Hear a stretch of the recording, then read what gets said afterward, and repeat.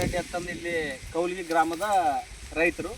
ಇವರು ಅರುಣ್ ಕುಮಾರ್ ಗಾಣಿಗೇರ್ ಅಂತಂದು, ಇವರು ಕೂಡ ಕೌಲ್ಗಿ ಗ್ರಾಮದ ರೈತರು.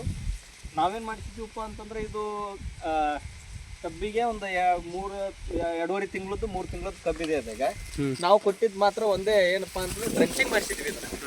ಡ್ರೆಂಚಿಂಗ್ ಏನು ಕೊಟ್ಟಿದ್ವಪ್ಪ ಅಂತಂದ್ರೆ ಒಂದು 3B ಭೂಮಿ ಸುಧಾ ಪ್ರೀಮಿಯಮ್, ASP 90 ಭೂಮಿ ಸುಧಾ ಪ್ರೀಮಿಯಮ್ ಕೊಟ್ಟಿದ್ವಿ, ಮತ್ತೆ ಪೌಚ್ ಕೊಟ್ಟಿದ್ವಿ. ಇದು ಏನಾಗಿದೆ ಈಗ ರಿಸಲ್ಟ್ ನಿಮ್ಮ ಮುಂದೆ ಕಣ್ಮುಂದೆ ಬಂದಿದೆ.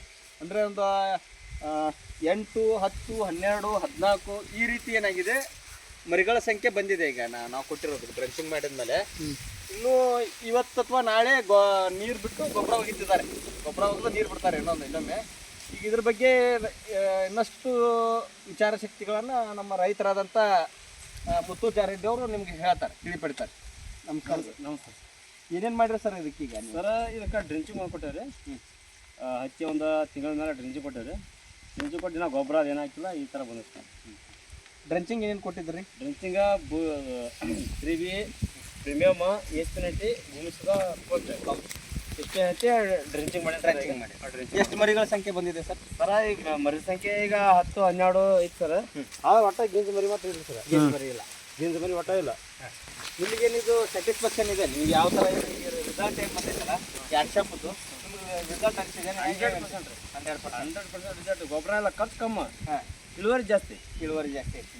ನಿಮಗೆಲ್ಲ ಏನು ಬೇರೆ ರೈತರಿಗಾದ್ರೂ ಹೇಳ್ತಾರಲ್ಲ ಯೂಸ್ ಮಾಡಕ್ಕೆ? ಬೇರೆ ರೈತರು ಮಾಡಿದ್ರೆ ಭಾಳ ಚಲೋ ಐತೆ, ರಿಸಲ್ಟ್ ಐತೆ 100%. ಇದು ಸರ್ಕಾರಿ ಗೊಬ್ಬರ ಸರ್ಕಾರಿ ಇದು ಮಾಡೋಕ್ಕಿಂತ ಆರ್ಗ್ಯಾನಿಕ್ ಇದು ಬಳಸೋದು ಭಾಳ ಉತ್ತಮ. ಬನ್ನಿ ಸರ್, ಇಲ್ಲಿ ನೋಡಿ ಬನ್ನಿ. ಎಣಿಸಿತ್ತು ರೈತರು ತೋರಿಸ್ತಾರೆ, ತೋರಿಸ್ತಾರೆ ಎಷ್ಟು ಸಂಖ್ಯೆ ಇದೆ ಅಂತ ಅನ್ನೋದನ್ನು. 1, 2, 3, 4, 5, 6, 7, 8, 9. ಇದನ್ನ ಹೇಳಿ, ಇದನ್ನ ನೋಡ್ರಿ. 1, 2, 3, 4, 5, 6, 7, 8, 9, 10, 11 ಮರಿ. ಇದು 11 ಬಂದಿದೆ, ಇದು 9 ಬಂದಿದೆ. ಅಂದ್ರೆ ಏನೊಂದು ವ್ಯತ್ಯಾಸ, 8, 9, 10, 11, 12 ಈ ಥರ ಬರ್ತಿದ್ದಾವೆ. ನಿಮಗೆ 8ರಿಂದ ಮೇಲಿಂದ ಏನು ಬರುತ್ತಲ್ಲ, ಎಲ್ಲ ಯಾವುದಾದ್ರೂ ಕೂಡ ಒಂದು ಗಿಂಜು ಮರಿ ಇಲ್ಲ, ಹೋಗು ಮರಿ ಇಲ್ಲ, ಸಾಯೋ ಮರಿ ಅಂತ ಇಲ್ಲ. ಎಲ್ಲವೂ ಗನಿ ಕಟ್ಕೊಂಡು ಬರುವಂಥ ಮರಿಗಳನ್ನೇ ಹುಟ್ಟಾಕಿದೆ. ಅದಕ್ಕಾಗಿ ಎಲ್ಲರಿಗೂ ನಾ ಹೇಳ್ಕೊಳ್ಳೋದಂದ್ರೆ, ಸಾವಯವದ ಕಡೆ ಎಲ್ಲ ರೈತರು ಕೂಡ ಮುಖ ಮಾಡ್ಬೇಕೀಗ. ಆರ್ಗ್ಯಾನಿಕ್ ಕಡೆ ಮಾಡಿದರೆ ಮಾತ್ರ ನಮ್ಮ ಭೂಮಿ ಉಳುತ್ತೆ ಮತ್ತು ಟನೇಜೂ ಹೆಚ್ಚಾಗತ್ತೆ. ಇಷ್ಟು ಹೇಳಿ ನನ್ನ ಮಾತನ್ನು ಮುಗಿಸ್ತೀನಿ. Thank you.